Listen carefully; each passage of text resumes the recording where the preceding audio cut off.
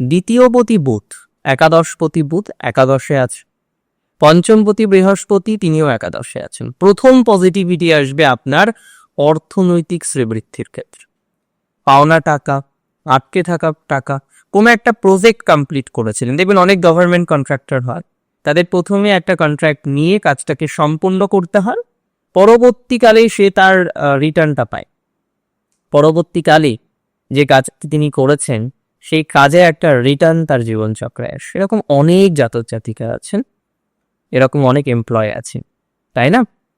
আমি কার্যত বিশ্বাস করি, আমি কার্যত মনে করি, যদি রাশি আপনার নিশ্চিতভাবে হয়ে থাকে সিংহ রাশি, ফাইন্যান্সিয়াল প্রবলেম কিছুটা মিটবে।